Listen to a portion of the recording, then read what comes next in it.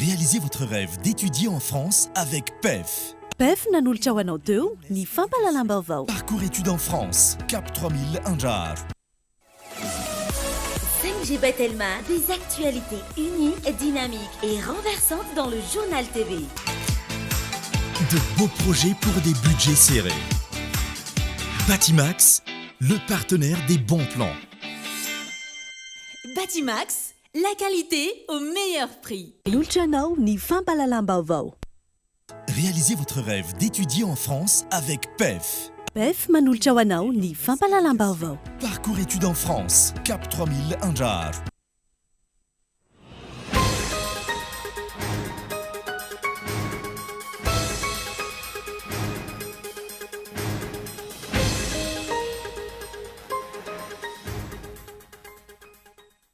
Nanomboka ny taona 10 no efa nanova ny lalam-panorenana ny fitondrana notarian'ny filohan'ny Rajoelina nahafahany rotsaka ho filohan'ny pirenena tamin'izany fotoana. Izao indray, ny code de la nationalité no kitihana. Antony manakana ny firotsahana ho vidiana ny fananany zom-pirenena frantsay. Manao antsoavy sy ny mangarahara ary mitaky ny anajana ny lalàna ny antoko malagasy miara-miainga. Tanjona amin'izany izy ny fividiana madio. Mangarahara tsy mitanila sekeny rehetra ka tsy isiany krizy vaovao eto amin'ny firenena.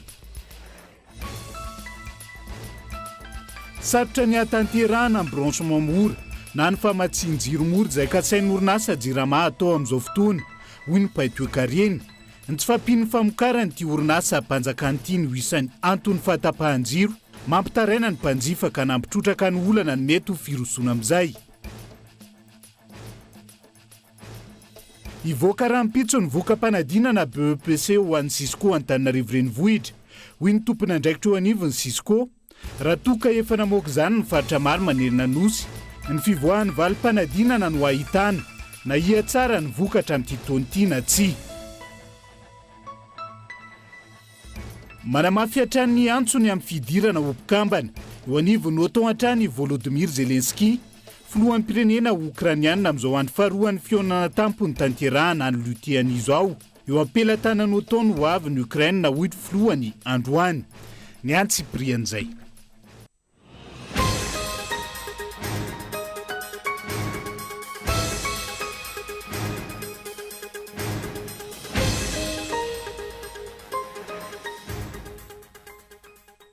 Finaritra tombokilasy tombovavy tonga soa indray atao anatin'ny fotoana ny fampalalam-baovao amin'ity ala ity atena ny araba ary manasanao ihany koa anaraka izany hatramin'ny farany ety ampiandohana dia entina ny fialanatsiny noho ny fahatarana noho ny lafo ny fiomanana.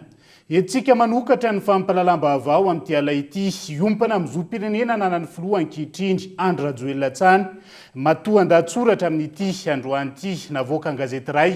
Mpiseho isan'andro no mety hanovana ny andininy sasany momba lalàna mifeny fananany zom-pirenena hafa. Mifanandrify raha teo amin'ny nanamafisana ny daty hanaovana fividianana izany ary hitondran'ny filoha Rajoelina ny heviny manoloana ny raharaham-pirenena ny Alahady alina izao ihany koa. Matoa andatsoratra Gaëtan Andriatsilavo.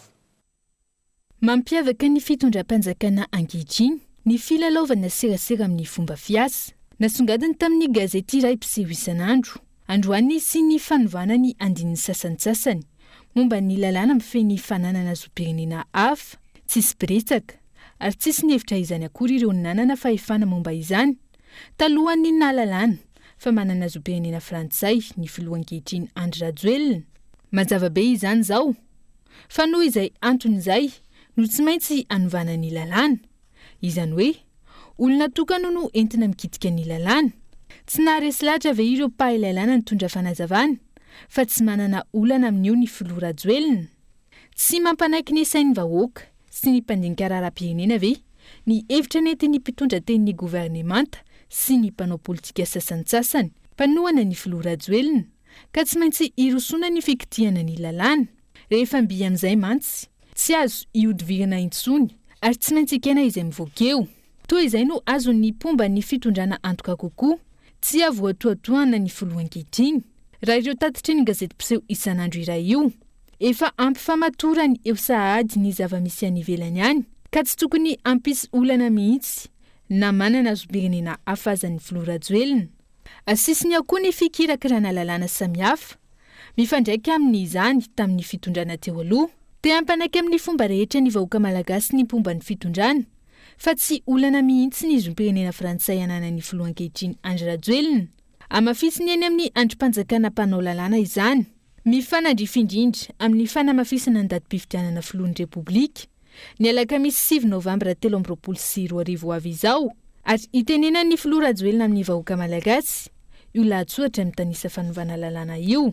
Aiza ho aiza ny feon'ny fieritreretana izay nomeny ny vahoaka fa efana anapa-kevitra ho an'ity tanindrazana iombonana ity. Ho voahaja ve ny etika amin'ny fanaovana politika sy ny lalan-tsaina feno fitiava-tanindrazana sy fitsinjovana ny taranaka faramandimby. Itodika ny tsimbazaza ny mason'ny mpanara-baovao raha vao mivoaka eo ny fanaingana anaovana fivoriana tsy ara-potoana. Efa nanomboka ny taona 14 no nanova lalam-pandrenona ny fitondrana notarian'ny filoha Andry Rajoelina nahafahany rotsaka hovidiana filoha amin'ny pirenena tamin'izany fotoana. Izao indray ny code de la nationalité no kitihana natao an'ny filoha Andry Rajoelina ihany ve arak'izany lalàna eto Madagasikara raha ny fanontaniana napetraka ireo mpanao politika tamin'ity androan'ity. Nelahy Ranelson. Efa nanomboka tamin'ny tetezameta no tsy maintsy novaina ny lalàna misy teto amin'ny firenena mba ahafahan'ny filoha Andry Rajoelina mirotsaka filoham-pirenena. Ny taona 2020 nisy ny fanontsinana ny lalam-pandrenana antony tsy nifanaraka tamin'ny atao anatin'ny lalam-pandrenana ny taona nisy filohan'ny tetezameta raha toa ka irotsaka ho fidiana filoham-pirenena ny tenany. Ankehitriny ho kitihina indray ny code de la nationalité antony fantatra fa mizaka ny zom-pirenena frantsay ny filoha Andry Rajoelina. Mipetraka araka izany ny fanontaniana hoe natao an'olo-tokana irery ihany ve ny fanovana ny lalàna eto Madagasikara. Satria nazava be zany lay fandikan-dalàna ny ataoko hoe ny famitahana amin'ny vahoaka tsy ny ilana novany io raha ohatra tsy tratra hoe namitaka ny filoham-pirenena amin'izao fotoana izao. Fanarenana an'izay ho an'ny fifidianana manaraka dia zay ny dedavany anovanana le izy ka natao an'nge Andry Rajoelina ve zany ny lalàna eto amin'ity firenena ity ohatrany tamin'ny taona 2020 le hoe novanany tao amin'ny constitution ahafahany milatsaka tamin'ny resaka taona. Zay ve zany mba asa eto amin'ny firenena ataon'ny Assemblée nationale firy ny zavatra samihafa momba lalam-pifidianana mba ny nangatahana ny takina anatsarana ny resaka fifidianana tsy niteny tsy ny volana ny Assemblée nationale mandrakandroany aloha fa rehefa tratra eo amin'ny marina satria nandika lalàna ary miahiahy satria raha zao no fipetrana dia tsy mahazo milatsaka intsony miahy Andry Rajoelina. Mahoana moa no vazaha ve zany no hitondra n'ity firenentsika ity zay ve zany ny anakitianan'io io nenazy eny mifangaro ary amin'ny resaka constitution antsika zay hoe mila malagasy ianao dia mazava tsara zany efa voalazany lalàna fa rehefa nangataka no nationalité frantsay ianao satria frantsay nangatany dia very mampana malagasy ianao zany namorona an'izany ka ikitika hatrany amin'ny constitution izy ny efarany mba ahafahany anohana le olona anankiray olona mihitsy ny resahany eto. Fa ny mba natanteraka ny firenena no ataon'ny mpitondra ankehitriny amin'nisy fikitihana ireo lalàna misy amin'nisy tombontsoa olo-tokana fa tsy ny fijerevana ny tombontsoan'ny malagasy rehetra. Ny foto-kevitra no tokony ijoroan'ny antoko fa tsy ny fanohanana olona iray raha ny fanazavana. Tena marina mihitsy zany anazy moa iny hoe le olo-kafa fa nita maso mibaribary zany zao raha ny lalàna zay misy dia tsy mahazo intsony milatsaka tsy tokony voaray intsony ho candidat filoham-pirenena ny nge Andry Rajoelina. Tsy resahantsika zany le 2024 mbola zavatra hafa iny satria famitahana haute trahison lehibe nataon'iny olona iny ho an'ny firenena malagasy. Tsy fanarahan-dalàna na ny constitution zany na ny code de nationalité zany sy ny sisa na le ataoko hoe le maha-olona azy le éthique le moralité hoe inona ny antony sady filohan'ny tetezamita ianao no mangataka nanao velorano tamin'ny frantsay ne izy zany nanao velorano tamin'ny frantsay fa hiaro ny tombontsoan'ny vazaha frantsay izy eto amin'ity firenena ity. Zay ve zany ve tsy mamiditra anatin'ny sain'le olona hoe zany anie olona io fa mbola io ihany ny asisika ahafahany io ilatsaka dia anazy ny amaly hoe tena nga dia lanin'olo manga mihitsy zao mampara sy TGV zao ka olona mamitaka mivoaka malagasy toy izany no mbola asisika ho candidat andry zareo anazy mamaly an'iny fa nitsika ny nay HVM dia miverina anatin'izay manara-dalàna raha sanatria ny atao aminay nisy ohatr'izay aloha na izy de nakifaka izy hoe tsy manana intsony ianao araky ny lalàna malagasy zo afahanao milatsaka fa nendry zareo zany le araky ny fanotainao teo de iny olony iny ny vavahany andoliany eo hoe tsy maintsy indra fa tsisy anily dia tsisy zany zareo anazy indray zay. Ny zava-misy tsy misy resaka arisy tsy misy toy ny intsony sy atrizay hiakahatra amin'izao ny lalampy-fidianana izay sy misy resabe sy nanomboka ny taona 2024 ny amin'ny sy resaka doublon sy ny 6 fa ny code de la nationalité indray no kasaina okitiny. Tsy natao ho famahana ny olany olotokana ny fanovana ny lalàna eto amin'ny firenena fa tokony ho tombontsoa ny firenena sy ny vahoaka malagasy. Fa manao antsoavy ny siny fividianana mangarahara ary mitaky ny anajana ny lalàna ny antoko malagasy miara-miainga. Tanjona amin'izany ny siny fividianana madio mangarahara tsy mitanila sekeny rehetra ka tsy siny krizy vaovao indray eto amin'ny tany sy ny firenena Gaetan Andriatsilavo. Mazava iny ny daty hirosona amin'ny fifidianana filoham-pirenena amin'ity taona ity. Tapaka tao anatin'ny filan-kevitry ny gouvernemanta fa ny alakamisy 9 novambra 2024 manomboka amin'ny 9 ora maraina ka hatramin'ny 5 ora tolakandro no anaovana ny fihodinana voalohany amin'ny fifidianana filoham-pirenena manirana ny tanin'ny Republikan'i Madagasikara. Ny alarobia 20 desambra 2024 amin'ny 9 ora maraina ka hatramin'ny 5 ora tolakandro kosa ny fihodinana faharoa raha toa ka tsy misy ny ilany amin'ny fihodinana voalohany. Ny alarobia 20 aogositra amin'ny 7 ora maraina ka hatramin'ny alarobia 9 septambra 2024 amin'ny 9 ora hariva no hisokatra ny fahafahana mametraka ny antota taratasy filatsahan-kofidiana eo anivon'ny pirakidraran'ny RCC. Ny sabotsy 7 septambra 2024 fa raha fahatarany no mamaritra sy mamoaka ny listra tena izy sy ofisialin'ny kandida milatsaka hofidiana amin'ny fifidianana filoham-pirenena ny ACC ary mampahafantatra avy hatrany seny izany listra izany miaraka amin'ny sary famantarana na ny spécimen an'ireo kandida tsirairay avy. Ny talata 10 oktobra 2024 amin'ny 9 ora maraina ka hatramin'ny alarobia 9 novambra 2024 amin'ny 12 ora alina no atao ny fampielezan-kevitra amin'ny fihodinana voalohany amin'ny fifidianana filoham-pirenena. Ny talata 10 desambra 2024 amin'ny 9 ora maraina ka hatramin'ny talata 7 desambra 2024 amin'ny 12 ora alina no atao ny fampielezan-kevitra amin'ny fihodinana faharoa raha tsy maintsy hisy izany. Nolanian'ny filan-kevitry ny gouvernemanta ihany koa fa aferana ho 200 tapitrisa ariary ny saram-pandraisana anjaran'ny kandida tsirairay na ilay cautionnement amin'ny fanotanany bileta tokana ampiasaina amin'ny fifidianana.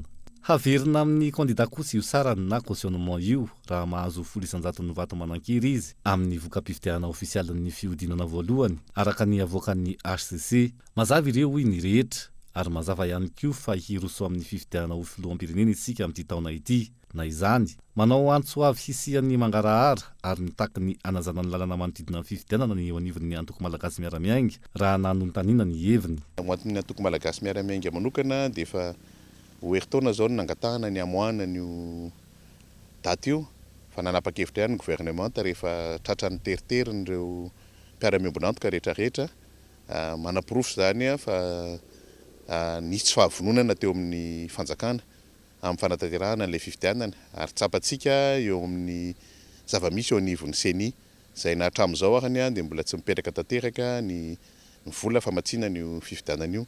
Eto izay amin'ny antoko malagasy miara-miainga dia manao antsoavo ny siny mangarahara tanteraka amin'ny fampiasana n'izany vola izany na eo anivon'ny seni na ho an'ireo mpiara-miombonantoka mba tsy atao tompotrano miono ny vahoaka malagasy na atao fitaovana fotsiny.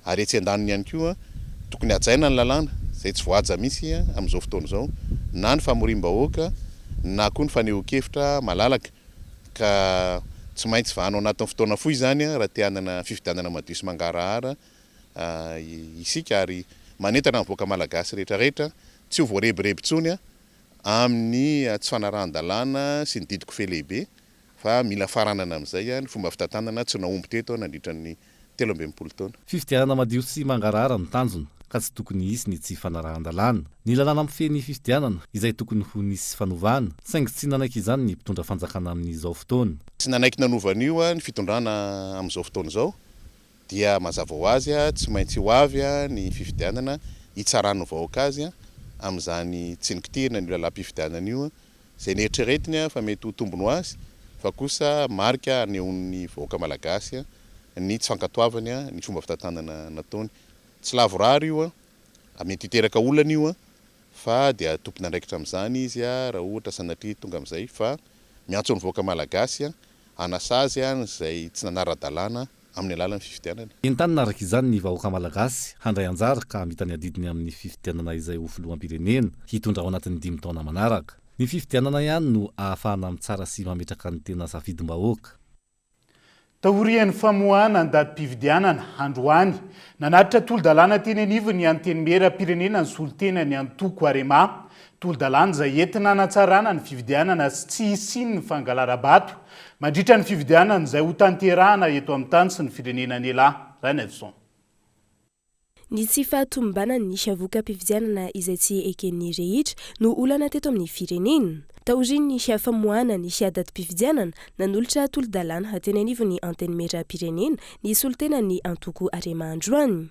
Tolo-dalàna izay entina hanatsarana ny voka-pifidianana sy isorohana ny mety hisiny ny fangalaram-bato mandritra ny fifidianana izay ho tanterahina eto amin'ny firenena. Tsen'ny Arema manana fa hita tamin'ny fifidianana rehetra izay teo fa taorian'ny fifidianana rehetra tamin'izay dia saika tsy ekeny sasany valim-pifidianana. Tsy atokisany sasany fifidianana tsy kera samy nahita fa nisy 1,200,000 doublon tao amin'izao fotoan'izao rehefa tena vita ny carte biométrique tsy son zany doublon zany satria zay olona tonga raha toa ka olon-kafa anao dia tsy eken'ny machine tsy maintsy zay olona efa soratra anaty machine ary efa fantatra machine zany no fantatra io ny olona hifidy fa tsy olon-kafa ny fidy eo. Dia zay koa ny amorandriso hoe ny zavatra misangata koa zany tonga dia viteny eo ny voka-pifidianana zany hoe provisoire zany any amin'ny isaky birao any zany dia efa manana ny voka satria ilay machine dia efa raha manao ny dépouillement mamaky ny ohatra mivoaka ny ticket dia efa tonga dia jerena izy dia mora hita izy. Ny vidin'izy tsy dia lafo satria ny vola izay entina hanatanterahana azy dia manakaiky ary ambany lavitra noho ny vola teti-bola efa natolotra seny ireny. Ny firosona amin'ny fampiasana ireo fitaovana numerika no isan'ny vahaolana arosin'izy ireo isin'ny fifidianana madio sy mangarahara. Andrasana ankilany ny fandiniany ny fitondrana sy ny ao anivy ny anteny mera ity tolo-dalàna ity raha ny fanazavana. Ambany noho ny vola atakin'ny seny no lany raha toka mampiasa ny machine numerika raha ny fanazavana. Ny izy zany tsy ilaina électricité satria ny panneau solaire zany dia afaka manateraka azy machine sy panneau solaire zany no tonga ary vita ao anatin'ny 3 volana izy raha kely raha bendrina zany dia efa azo tanteraka tao zany dia tsy zany. Ny vola moa zany dia efa araka nazarako teo hoe tsy misy vola be lany satria raha efa ankoatina ny vola lany amin'ny fanaovana carte d'identité fa ny tanterahana ilay machine sy ireo kojakoja miaraka aminy dia ambany noho ny teti-bola izay ny very seny efa natolony lazaindrendra. Ary efa maro tokoa ny efa natonay moa zany fa tsy ho tiana lazaina eto izy raha tsy efa vonontsika zany anateraka zany ny olona vonona koa anateraka izay zavatra zay. Efa nandray anjara tamin'ny fifidianana ny fanesy teto amin'ny firenena ny Antoko Arema raha ny fanazavany ny sekretera nasionaly ny Antoko ary hitazona izany hatrany izy ireo raha ny fanazavana. Fa mbola betsaka ny fanambo miandry amin'ny Madagasikara raha ny demokrasia no resahana amin'izao fotoana izao. Hoy ny filoha lefitry ny Commission Européenne no sady ampisolo tena ambony ny vondrona Europiana mikasika ny raharaham-bahiny ity farany izay namaly ny fanairana nataony Antoko malagasy miara-miainga ary nampanantena fa handefa manam-pahaizana manokana anaraka ny vizotry ny fifidianana. Eto Madagasikara, Gaëtan Andriatsilavo. Namaly ny fanairana mikasika ny demokrasia eto Madagasikara nataon'ny Antoko malagasy miara-miainga ny sekretera jeneralin'ny IDC-CDI izay sady solomavambahoaka Europeana ka nahazo ny fanohanana avy amin'ny filohan'ny vaomeran'ny raharaham-bahiny eo amin'ny Parlement Européen. Ny 5 Jiona araka izany nanoratra tany amin'ny filoha lefitry ny Commission Européenne no sady mpisolo tena ambonin'ny vondrona Europeana mikasika ny raharaham-bahiny izy ireo mikasika ny zava-misy eto Madagasikara. Ny 10 Jolay namaly ity farany ka nilaza fa mbola betsaka ireo fanamby miandry an'i Madagasikara amin'ny lafin'ny demokrasia ary manaraka akaiky ny zava-misy eto Madagasikara izy ireo taorian'ny namoahan'ny gouvernemanta malagasy ilainaoty mandrara ny hetsika politika kalamanjana. Araka izany mipetraka ny ayay ho an'ny vondrona Europeana manoloana ny tsy fanajana ny demokrasia eto Madagasikara ka mieritreritra ny handefa manam-pahaizana mikasika ny fifidianana izy ireo mba hanaraka ny fisotro ny fifidianana filoham-pirenena ho avy. Afapo amin'ny fiaraha-mientana misy eo amin'ny rontonta izay nahafahana ny tondra fanazavana bebe kokoa mikasika ny zava-misy eto Madagasikara amin'ny fiarovana ny fahalalahan'ny olo-pirenena sy ny demokrasia ny MMM sy ny IDC-CDI. Lafomba vao hafa sarotra inona ny atanteraka amin'ny branchement mora na ny famatsinjiro mora izay kasain'ny orinasa Jirama atao amin'izao fotoan'izao hono Paitoekarena ny tsy fampiny ny famokarana ataon'ity orinasa mpanjakana ity no isan'ny antony fahatapahan-jiro lavareny mampitaraina ny mpanjifa efa mambolana maro zao iteraka olana hafa ho an'ny Jirama io fanapa-kevitra io fa indrindra ho an'ny mpanjifa raha ny fanazavana trany Hilary Nasonien. Tsy azo heverina mihitsy ny anatanterahana ny branchement mora izay heverin'ny orinasa Jirama atao. Ny tsy fahafahan'ny famokarana mamaly ny filan'ny mponina amin'izao fotoana no fototry ny fahatapahan-jiro lavareny iainan'ny mpanjifa ankehitriny. Iampy amin'ny tetikasa vaovao ity indray ireo mpanjifa ary mora ny vidiny araka ny fampanantenana. Sarotra inona ny ahatotosany ity branchement mora ity hoy ny Paitoekarena manoloana ny olana sedrain'ny orinasa Jirama ankehitriny. Zay zavatra aloha dia fa iveriko hoe hevitra tsara ilay izy raha ohatra ka amin'ny fotoana mahasalama ny orinasa Jirama. Fantatsika amin'izao fotoana izao fa misedra olana be mihitsy ny Jirama, tsy mahasehaka ny filan'ny olona afile eo aminy ny production. Raha ohatra izy zany ka tena orinasa mandeha ara-dalàna hoe mila mampitombo ny client zany mas mety hoe promotion na koa hoe tianao tarifa sociaux dia mety mandeha zany fa raha amin'izao fotoana izao zany tsy possible mihitsy ny anaovany an'izany satria matoy io Jirama io zany misy délestage be da be dia misy fahasahirananao zany tsy maharaka amin'ny famokarana noho izany zany tsy izay akory ny vahaolana anapiny an'ireto olona afile eo amin'reto. Ampitombo ny olana misy eo amin'ity orinasa mpanjakana izay efa mampiaiky vahoaka amin'ny tolotra omeny ity io fanapa-kevitra io raha ny fanazavana hatrany. Azo heverina ihany koa ny sy ny fanararaotana amin'ny vidin-jiro ho an'ireo orinasa lehibe izay efa mitaraina ankehitriny amin'ny fidangan'ny vidin'ny herinaratra na eo aza ny fahatapahan-jiro lavareny sy matetika. Tsy ho azo itovirana noho izany ny fiakaran'ny tarifa ho an'ny olona sasany indrindra ireo orinasa raha mikiry anao ity branchement mora isontonana mpanjifa ity ny Jirama. Vao mi hiteraka olana ho azy tsy le olona zay raha-panantenainy io fanaovany an'io tarif promotionnel io. Ny orinasa reto manana tarifa azo manokana dia mety manararaotra ny Jirama angamba hoe alefany any ny zavatra tokony ho azy fa tsy dia mino loatra hoe misy fandraisana amin'ny vatany io fa plutôt hoe le tarif promotionnel ataony io zany fomba anankiray zany isesehoana fa mbola mandeha izy. Izy tsy maintsy misafidy ny ahafahany mamay fahavapolo dia ho sarotra satria zao tsy maintsy hampiakatra tarify izy zay izy vao afaka amehan'ny olona fahafapo amin'ny efa ny amin'ny jiro sy ny rano nefa ny efa mampiakatra tarify izy dia ho teritra ny olona satria tsy izay ny nampanantenaina azy dia io zany tsika amin'izao fotoana izao dia io no fahasahiranana be ny andratsika amin'izao fotoana izao. Ho sarotra noho izao ny ainan'ny orinasa Jirama indrindra ny mpanjifa manoloana ny zava-misy ankehitriny sy ny vina samihafa izay tsy mifanaraka amin'ny tokony ho izy izay eritreretiny ity orinasa mpanjakana ity atao. Ny faharatsiany tolotra amin'izao fotoana izay efa mampitroatra ireo mpanjifa. Aina iteraka fipoahana ara-tsosialy goavana ny tsy fahatomombanana samihafa teraka ity fahavoazan'ny orinasa Jirama sy ny fanapa-keviny tsy mandeha araka ny tokony ho izy ity ho iatran'ny Paitoekarena.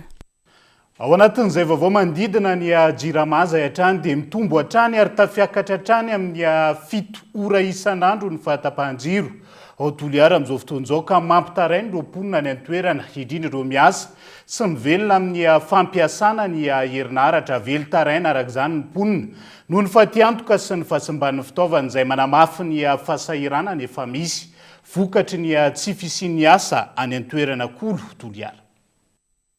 Fanahiniana atao anam-pitehana ny mponina ny délestage io no fanontaniana apetraky ny mponina manerana ny nosy ankehitriny manoloana ny fahatapahan-jiro lavareny na alina na atoandro ho an'ny Toliara manokana maharitra adiny 7 isan'andro ny fahatapahan-jiro ka miteraka fatiantoka amin'ny asa fivelomana indrindra ho an'ireo olona manao asa tena miankina amin'ny herinaratra fanampin'izay mirongatra ary mihamazovana ny asan-dahalo. Mampalahelo tokoa ny toe-java misy ankehitriny satria anisan'ny tsy anasa ao Toliara efa mihoatra ny 70 isan-jato. Nefa ireo mba manana fiharena kely anaovana fanahiniana potehina ankehitriny amin'ny alalan'ny délestage. Ny délestage Toliara manomboka amin'ny maraindray izay iasana ka hatramin'ny iray atoandro farafahaly malaky. Nefa ny akabeazan'ny asa ankehitriny dia miankina amin'ny jiro. tsy ary-tanysaina zay lasa tsy anasa ankehitriny vokatry ny délestage fa nahinina atao hanapotehana ny vahoaka aotoliara ve io délestage io zay ny zavatra misy aotoliara akoatra ny resaka tsy fandrimpahalemana vokatry io délestage io fa tena mihoapapana ny asanjiolahy aotoliara ankehitriny satria maizina ny alina atoandro tsy asita zay hoteresahana aminy eo fa tena zavadoza ho anay any atsimo io délestage io ankehitriny tsy ny aotoliara ihany mihoatry ny adiny enina ihany koa ny fahatapahana eto Antananarivo renivohitra amin'izao fotoana raha toka ola iray na roa no voalazan'ny jirama ho faharetan'izany isaky ny faritra voatondro mialoha hatreto tsy mbola mahita vahaolana amin'ity fahatapahan-jero ity ny fitondram-panjakana mampametram-panontaniana araka izany ny tetika asa-panjakana fananganana teleferika izay ilana herinaratra alefa amin'inona miaina anaty aizina sy fahasahiranana ny malagasy malona ny tsy fandraisana andraikitra herinaratra izay tsy tokony olana raha teo ny fahaiza mitantana sy ny paikady matipaika amin'ny fampiasaina ireo arena voajanahary toy ny masoandro ny rano sy ny rivotra miakatra ny vidin-driro fa tsy mitsahatra mitotongana ny asandany vola malagasy amin'izao fotoana izao tafiakatra 5,000 ariary ny ray amin'ny euro amin'izao fotoana ity no fitotonga ny ariary be indrindra hatramin'ny nanombohany taona 3,22 isan'ny anton'izany raha ny fanadiadiana natao ny afarefony toe-karena amin'ny akabeny ka tsy mampahazo aina ny ariary hatramin'ny atombohany ty taona 3,22 ity avy nokolona 7,6 ariary ny iray amin'ny euro androandro 12 jolay 3,22 raha toka manodidina ny 704 ariary zany tamin'ny 12 jona 3,22 nahitana fiakarana 300 ariary araka izany ny iray amin'ny euro tao anatin'ny iray volana nanomboka omaly no tafiakatra 5,000 ariary ny iray euro teto Madagasikara tsy mitsahatra mitotongana izany tamin'ity taona 3,22 ity nanomboka ny amin'ny lanjany ariary eo amin'ny mid na ny marché interbancaire vesary ny trosan'ny fanjakana ankehitriny no antony mampitotongana hatrany ariary ho ny pahay toe-karena nanomboka tamin'ny volana septembre octobre novembre décembre tamin'ny taona 2022 tsika dia nanao fandaniana be na fandaniana privé na fandaniana public izany hoe niakatra be zany ny demande tamin'ny herintaona io dia rehefa miakatra moa ny demande fiarahana malala zany miakatra automatique zany ny prix loi de marché zay zany hoe noho ny fety eo ihany koa ny resaka pétrole dia mandany vola ny olona tamin'ny fin d'année eo le hoe déficit public zany hoe betsaka zany ny dépense publique raha oharina amin'ny recette publique dia ny déficit public midika fa tsy maintsy manao zany le firenena anankiray manao ny antsona mitrosa zany hoe miakatra zany ny dette rehefa miakatra ny dette anatin'ny balance anaty bilan économique anankiray dia mazava ho azy misy misofrira foana zany ny ariary manomboka amin'ny politika ifehezana ny vidim-pianana no ahafahana mandanjalanja ny ariary any fanazavana marefy ny toe-karena ka tsy manana lanja ny vola malagasy misy fiantraika mivantana amin'ny ariary ny elanelana misy eo amin'ny euro sy ny dolara i Madagasikara izay tsy mitsahatra manafatra entana any ivelany zeritreretra izay nefany dia miena ny atao hoe liquidité amin'ny banque centrale ny liquidité dia ny fahifan'ny banque centrale na mivarotra na mividy ny devise anankiray bon rehefa niakatra ny beloatra le importation sy ny tariny dia miena zany ny liquidité amin'ny banque centrale zany mamoaka vola izy mipaye le importation ataontsika izy mipaye en dollar aloha dia nefa le dollar sy le euro mais mahazo aina indray le euro par rapport amin'le dollar dia convertissena indray zany le paiement natao en ariary en dollar iny ho lasa euro sy dollar indray dia vao mainka zany mitombo zany le coût alohan'le malagasy satria mahazo aina zany le euro par rapport amin'le dollar noho le activité économique mandeha be any Europe dia zany hoe ianao zany ianao ajinika kely aty zany mandoa le elanelan'le euro sy le dollar aty zay koa zany antony anankiray lehibe mahatonga an'le ariary misofra anaty marché interbancaire de devise tsy mitovy hatreto ny fiovan'ny sandam-bola hita nanomboka omaly no tafiakatra 5,000 ariary ny iray amin'ny euro eto Madagasikara raha ny hita ao amin'ireo tranokala samihafa mijanona ho 704 ariary kosa ankilan'izay ny ambaran'ny banky foiben'ny Madagasikara hatramin'ny androany dia izay ihany koa no hoentintsika amin'ny sendro vetivety ao anaty doka fohy mandrapitafa vetivety ary.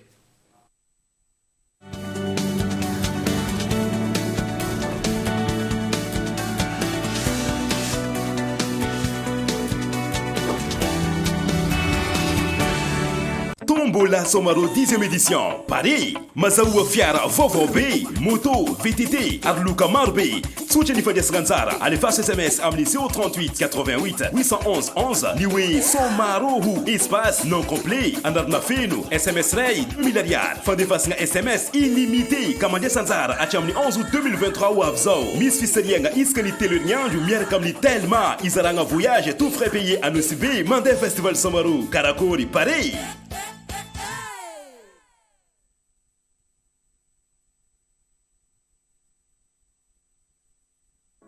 PEF, parcours études en France. Réalisez votre rêve d'étudier en France avec PEF. Après le bac, optez pour l'option 2+1, 2 ans à Madagascar et 1 an en France pour obtenir votre bachelor. Vous avez la licence? Optez pour l'option 1+1, 1 an à Madagascar et 1 an en France pour décrocher votre master.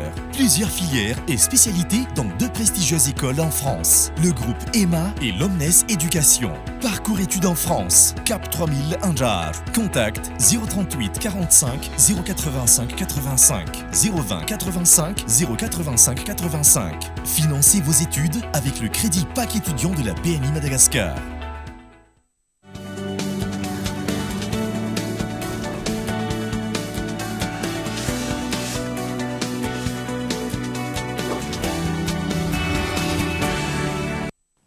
Manatitra ny araba tonga kilasy tonga vavy tonga soa indray atao anatin'ny tapany faharoa amin'ny fampahalalam-baovao amin'ity ala ity.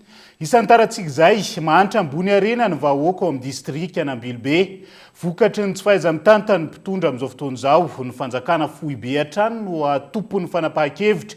Oreo-ponina nandritra ny fivoriana na raha na adevitra ny arahana tamin'ny antoko malagasy miara-miainga tany an-toerana tamin'ity androanyity onona saina. Tahorian'ireo fivoriana raina adevitra ny arahan'ny antoko malagasy miara-miainga sy ireo vahoaka tao amin'ny faritra Zava teto amin'ny distrika Anambilobe faritra Diana indray no nanohizana izany tamin'ity androany ity. Nafana ny adevitra ary tsy nihafahafa ireo mponina Anambilobe nametraka fanontaniana sy naneho ny heviny momba ny toetra raha-pirenena nanoloana ny filoha nasionalin'ny antoko MMM. Misy boka hoe tsirioka centralisation. Ianao zegny président korananao zegny mila hagnano décentralisation. Kenao volana andegnano décentralisation or raha zay tsy mahafaly rehavanao baka akagny. Moa be anao tsy miombokevitra amin'ireo raha zay ho vitanao agnatanteraka raha zay. Tsisy lalàna rasy zany eto Madagasikara fa fanatanterahana azy tsisy. Za président sosokevitra ho amin'ny mahery-manina zany hoe na sy manova lalàna sika mampandrosa sika io lalàna io fa le toa saina ho zizy-anao teo azy ny tsy avy amintsika. Asevano ziny tomaty aminay, asevano ziny batata, asevano pieno ziny fary io fa zay maty sinoa io. Pieno ziny fary magnody hena magnody tanana tanana ziny telo efatra. Siramamy boka kokoa. Io no mo siramamy, zay tsy mahazo siramamy. Manana tany mamokatra sy velaran-tany midadasika ny eto Ambilobe, fantatra amin'ny volofary amano hektarany. Eo ihany koa ny arenan-kibon'ny tany. Tsy latsa-danja amin'izany ny olombelona afaka miasa, saingy tsy araka izany ny fandrosoana. Fomba hoana ny fomba tantananao ny vahoaka, raha voky ny vahoaka indesinao, mandroso ny firenena. Zay zavatra misy. Fora io manara-penitra io indesinao zany, hoapitary manara-penitra, 1 million epikira raiky, ahiranao ombanay. Misy eto zavatra zay. Atao manara-penitra amin'ity lekôly io zany, université manara-penitra. Otriny eo droit, 4 millions eo droit, ahiranao ombanay. Fananatonana amin'ny vahoaka efa efana. Ohatra hoe mpanjono ny vahoakany Ambilobe. Aí essa é a carta do Mariana a Diego. Isso que na pamatunha dizem como é cansada, zina toda de concentração. Bom, e o Savanze mamul lavani. Tá na riva essa semana na lavani na revutni, isso na paquete foi só dado de recorde de vani. atramizay ka atramizao tsy nahita za na nivory tamin'ny assemblée na ny conseil des ministres akory loatra makaramany malagasy ty 1 million karama 600 000 gonimbary tsy mandeha télé eo 200 000 400 000 parabole ataonareo korma mamaha izy ty lanjambolan'ny malagasy ty zay hitanao zody marary maty fotsy karamanay tsy ampy. Mahantra ambony arena ny vahoaka malagasy noho ny tsy fahaiza-mitantana hoe ny teo anivon'ny antoko malagasy miara-miainga. Tsy omena sehatra ny fotony ka asa tsy mifanaraka amin'ny laharam-pahamehana no ataon'ny mpitondra mahatonga ny zava-misy ankehitriny. Tsikidikidy eky izy ty fa grave be ho fivolagnana amitsika varitra ty. Taraniko fa tsy akory to taraniko potiky to ny ambely eto raha fa rava ary igny ndraiky agnatin'ny coffre fanjakana ndraiky manjary vy fa tsy era ataony. Zay mitety Madagasikara satria malagasy tompin'ity tany ty fa tsy vazaha français. Saingy France mamono programme fa ty amitsika ty tompon'izy ty. Tamizigny le tany mamboly lava-mely jiaby ho izy za koa lany ataoko avy telo e. Lava-ny tamizy fa 7 millions. Mba mandinia toka tsika raha maniry amin'ny fotaka zanaky kilo raiky 7 millions fois 3 21 millions. Atsika nagneky fo. Tsarainareo koa fa ty antoko ty nivoy ny atao hoe décentralisation. Si c'est solution hitanay raha tsy ampody amitsika le fahefana tokony lalagnatsika raha fanisany izy ka première république na voalohany deuxième république. Nisy budget provincial. Nisy taty santé afaka mirecruter olonany. Fampianarana koa tsy volany afaka misy raha zay taty. Nagnino itsisy. Tsy hisy fampandrosoana azo heverina raha tsy omena sehatra ny eny fotony amin'ny fandraisana fanapahan-kevitra hoy ny antoko MMM teo Ambilobe androany nandritra ny fivorinana rainady hevitra ny fantoka tamin'ny fitsinjaram-pahefana. Mila atao laharam-pahamehana ny sehatry ny fahasalamana, fampianarana ary ny sehatry ny fandraharana eto amin'ny firenena raha tiana ny anova-pejy izotra makany amin'ny fampandrosoana.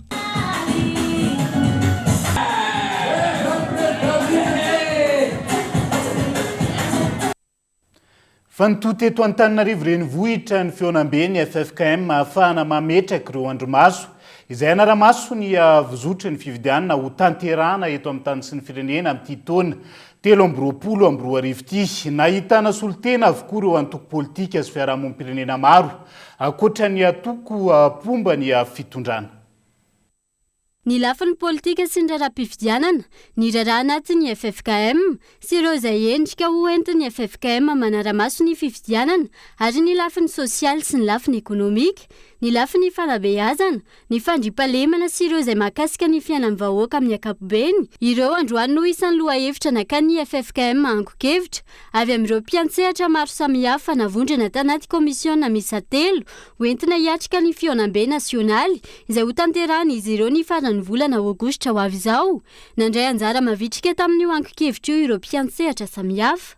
Ny favitrian'ny rehetra dia marisika ary io ihany koa eto izany zao ireo mpisehatra rehetra izay miatrika an'ilay feonambe dia tena mandrisika ny FFKM tena hijoro ao anatin'ny fahamarinana ary amitra tsakany sy andavany izay asa fanaraha-maso ny fifidianana izay. Ary ny FFKM moa efa nivonina tsara raha teo tao aorianan'ny volana novambra ny antrehanan'ny komity FV izay nanapahana hevitra ny hoe hisehatra amin'ny fanaraha-maso fifidianana dia efa niomana tamin'izay ny FFKM ary efa mametraka an'ilay rafitra andromaso rehetra manerana ny nosy. Izay nisan'ilay antony ihany koa ny amin'ny feonambe-paritra zany ilay fametrahana an'ilay rafitry ny andromaso rehetra mba hamoahana mpanaraha-maso ny fifidianana asehaka ny boram-pifidianana rehetra manerana ny nosy. Ankilany, tokony hanana paikady mazava, matotra sy enjana ireo andromaso rehetra anaramaso ny fifidianana.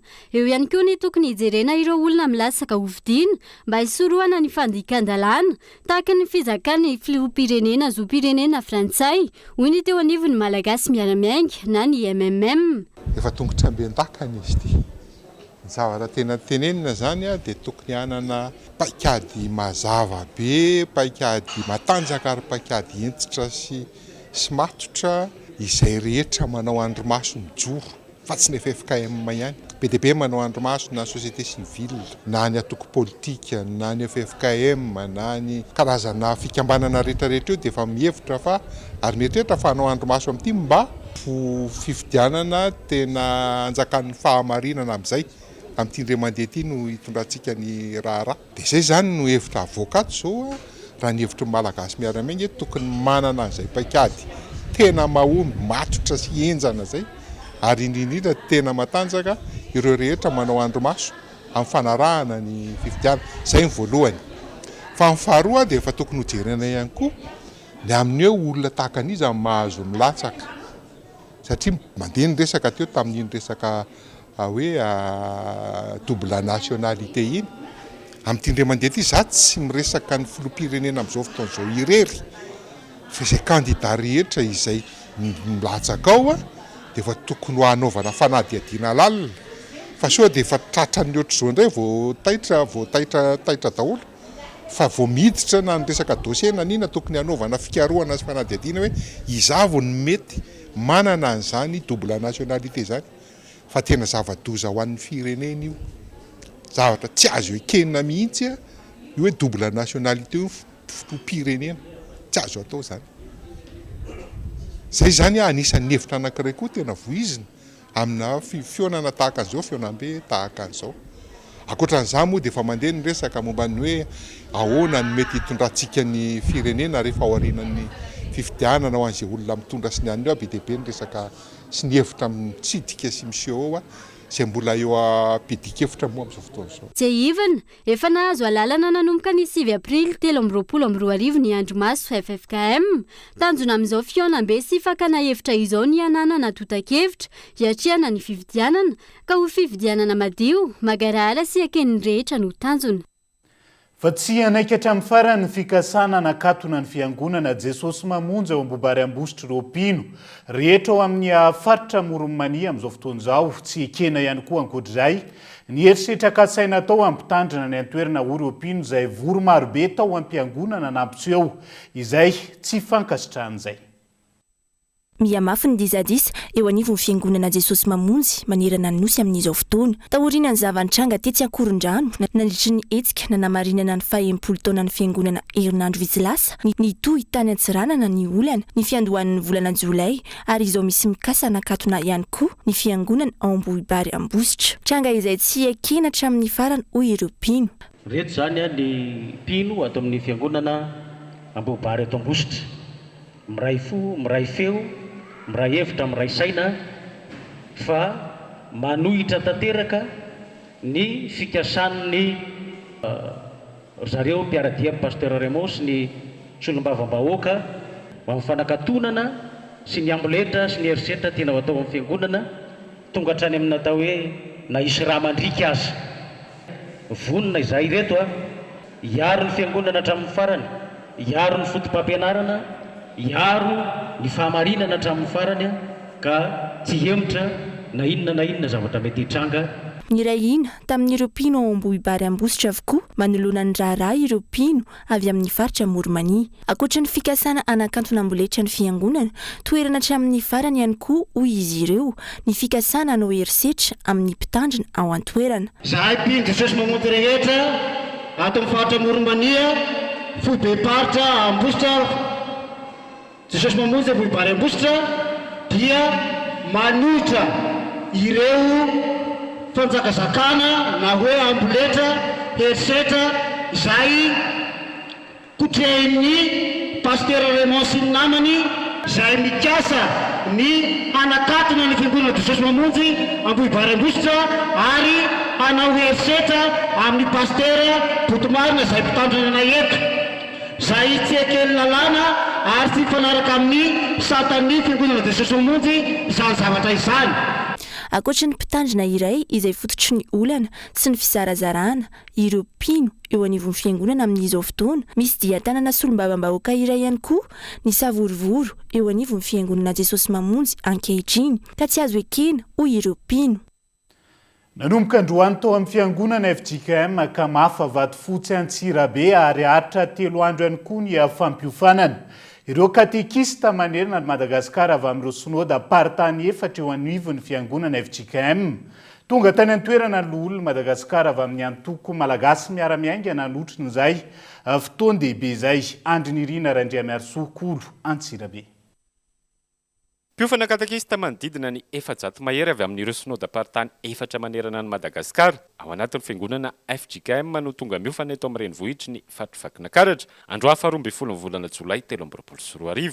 Manana ivitoerana folo ny sahan'ny fiangonana FJKM amin'ny fampiofanana ireo katekista ka anisan'izany ivitoerana izany eto amin'ny fiangonana FJKM Kamafavady Fotsatsirabe izay andrasan'ireo mpiofana. Tanjon'izao fampiofanana izao ny président synodaly eto amin'ny faritra andrefana Atsimonankaratra Miaradia dia ny ahafahan'ireo mpitondra fiangonana mahazo fampiofanana feno kasika ny filazantsara sy ny batena ianan'izy ireo izany amin'ny fiainana andavanandro mba hanjakany ny fahamarinana tanteraka. Ny tanjon'ny FJKM moa amin'ilay hoe votoso filazantsara nosy Madagasikara, filazantsara manova tantara dia ny mba hahafahan'ireo tompona andraikitra eo anivon'ny fiangonana mahazo ofana tsara ka fantany ny ataony amin'ny atao hoe ahoana ny ampiarana sy iainana ny filazantsara eo amin'ny fiainan'ny olona andavanandro.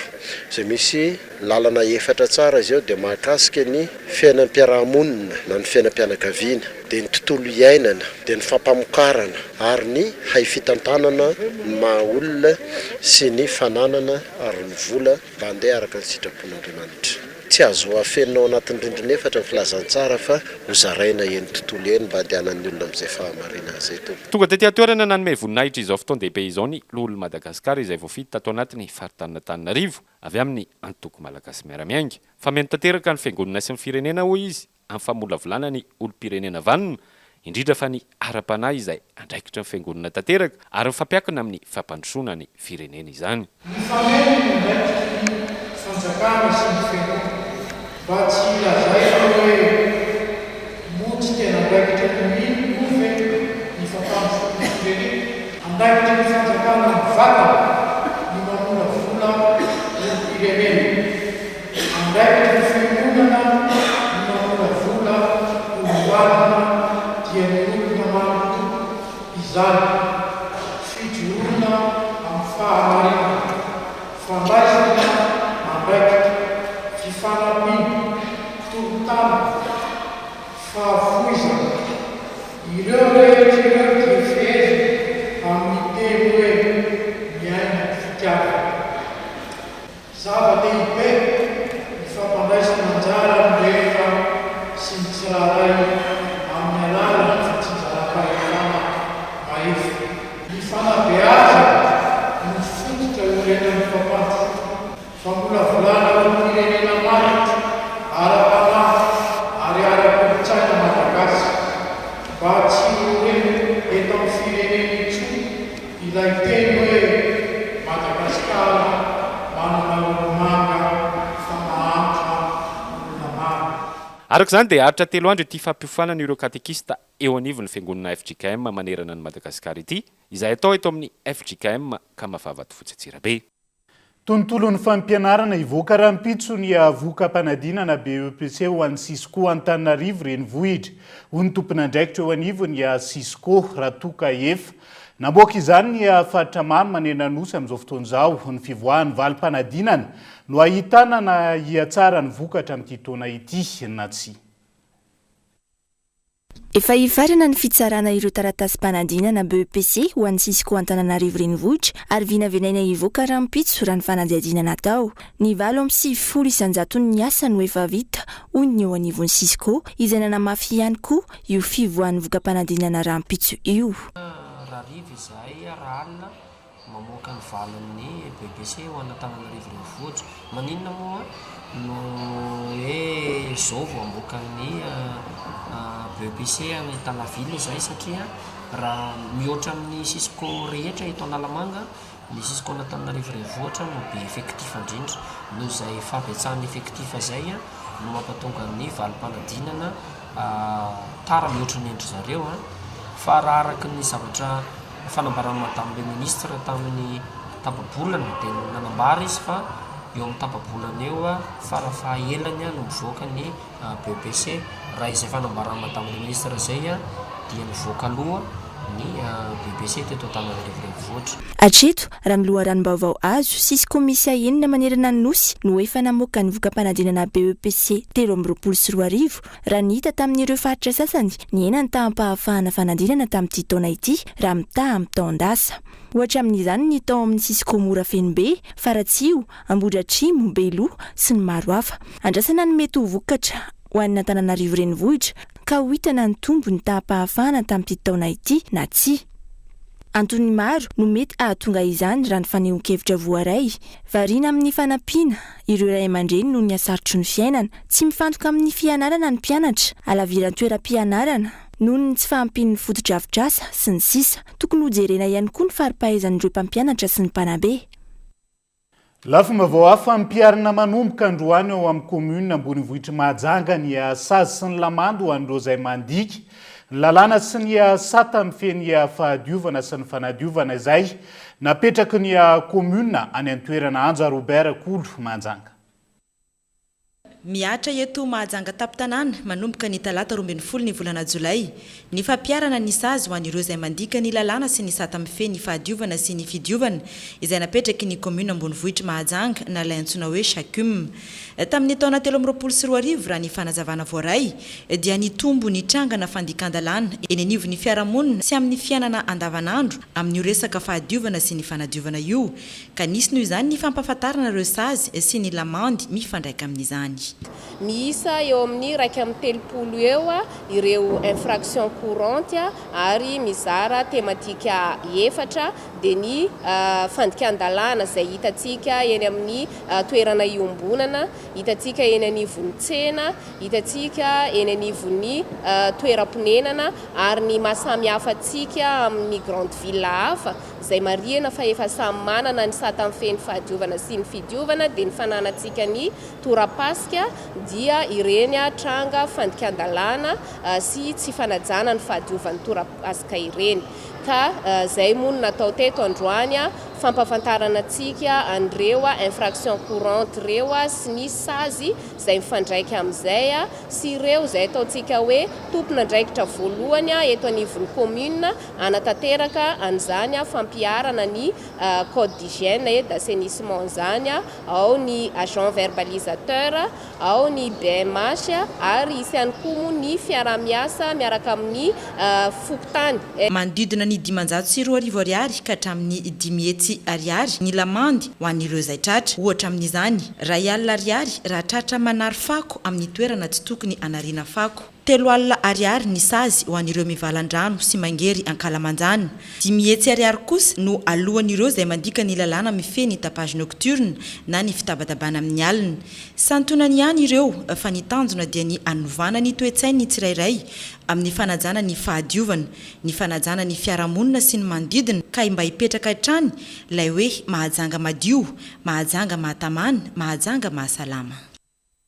Ho maromaro ihany ny tratran'izay Sazy sy ny Lamandy izay raha toka tena miatra tanteraka ireny Sazy sy ny maro hafa ireny. Fa mihoatra ny 900 ny olana ara-tany eny anivon'ny fitsarana na ady madio na ady eloko amin'izao fotoana izao. Antony iray nanomeza ny tanora malagasy miara-miainga eo Fianaratsoa fiofanana maimaimpona ho an'ireo mpiarabelona ka ahalalana ny tokony ataony sy ny tokony alehany raha sendra olana mahakasika izay fananantan'izay izy ireo. Kolo Fianaratsoa aingo rakotondrina. Maro ireo olona liana sy nanohina ny antso izay nataon'ny association Aigny sy ny tanora malagasy miara-miainga tamin'ny fiofanana izay natolotra izy ireo tao amin'ny firaisana lalaza na distrikan'ny Fianarantsoa noho ny fahatsapana fa mbola maro ireo misedra olana noho ny tsy fahafantarana ny zony amin'ny tany izay honenany sy ny olana sedrainy ihany koa amin'ny fikarakarana ny taniny. Nataona tanora malagasy miara-miainga eto amin'ny faritany distrikan'ny Fianarantsoa voaloha izao fiofanana momba ny fananantany izao. Nataona maimaimpona zany ho an'ny vahoakan'ny Fianaratsoa sy lenany amin'izany no ireto antony manaraka ireto. Voalohany, ny akamaroan'ny olona dia mipetraka fotsiny eo amin'ny tany izay honenany fa tsy fantany zo amin'ny fananany an'izany. Maro ireo olona ety amin'ity faritra ety ary indrindra eto amin'ny distrika Fianaratsoa voaloha no manana olana mikasika amin'ny fananantany fa tsy fantany hoe inona ny tokony ataony ary aiza ny lalako ombany ahafahany manana an'izany zony zany. Ary nataona ihany koa zao satria maro ireo olona liana amin'izany hoe aiza ho aiza ny lalako ombany, betsaka izy ireo manana olana satria mipetraka fotsiny satria lova hoe ny tany de anazy io tsy anana ny taratasy akory de androany zay nanao an'izany fampofanana zany mba hampahafantarana azy ny zavatra tokony ataony. Ny ankamaroan'ny olana izay misy eny amin'ny fitsarana tokoa mantsy dia io resaka fananantany io. Natao moa zany ity resaka fampiofanana ny fananantany ity indrindra ety amin'ny tontolo ambanivohitra mba hampahafantarana ny olona ny lanjany hoe izany bokotany zany na izany resaka karatany zany satria mena ihany koa ny fampiofanana mampahafantarana hoe inona moa zany ny valerany zany hoe bokotany ny valerany zany hoe resaka karatany zany satria miteraka olana ety ambanivolo matetika nisy fahafantaran'ny olona anazy omena zany ty formation ety androany mba ampahafantarana ny olona ny tokony ho ataony na misy koa hoe tany mbola sy vita soratra aminazy de ampahafantarana anazy zay hoe inona ny tokony atao inona daholo ny taratasy antota taratasy ilaina de aiza anaterana an'izay fikarakarana an'izay taratasy tany zay. Noho ny fahatsapana fa sarobidy ny resaka tany dia maro tamin'ireo distrika manodidina no tonga nanatrika izao fiofanana izao ary naniry mba hitaran'izy ity amin'ny faritra hafa. Maro ny le tany mahakasika ny fananantany sy fahafantarana de misy fiofanana eny tamin'ny radio zany ity de voatery niakatra teny Fianarantsoa liana amin'le zavatra nefa hita hoe hasoantsika malagasy mihitsy satria resaka mahakasika ny tany de mba liana iah zany de farany voatery namondy an'le formation de mba mangataka ny renim-panao formation reny zany mba haparitaka le zavatra fa tsy hoentina hoe toerana Fianarantsoa fotsiny satria be ny liana fa noho tsy fahafahana mandeha amin'ny resaka rabola de voatery ny sanany de maheno fotsiny nefa tsy maharaka vaovao. Hita olena tokoa ny rehetra nandritra ny fiofanana satria dia saika olana iaina ny tontolo ambanivohitra ity resaka tany ity. Maresaka irasan'ny pirenena manamafy hatrany antsony amin'ny fidirana opikambany eo anivon'ny OTAN i Volodymyr Zelensky filoha pirenena ukrainiana amin'izao andro faharoany fionana tampony izay tanterahana any liotian'izao eo ampelantanan'ny OTAN ny hoavin'ny Ukraine ho ny filohany tamin'ity androany. Opikambana fahatelo amby telopolon'ny OTAN io no vetesin'ny Ukraine hatramin'ny nanomboan'ny fionana ireo mpikambana omaly tao anatin'ny laniteliny Volodymyr Zelensky no nanambarany fa miantoka ny fandriampahalemana ao Ukraine i OTAN tsy mbola misy hatreto ny daty namaritany fidiran'ny Ukraine ho mpikambana mailatra ireo firenena mpikambana isoroana andisadisa amin'ny Russia.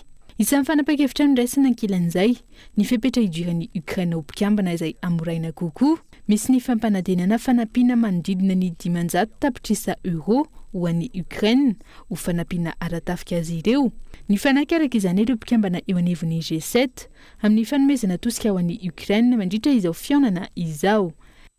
Izay ihany koa no entina manakatona ny fampahalalam-baovao amin'ity ala ity n'aiza misy anao ankasitrahany ianao nanaraka ny fampahalalam-baovao hatramin'ny farany manam-pitafa ho manaraka indray tomoko lasy tongo vavelo matompoko.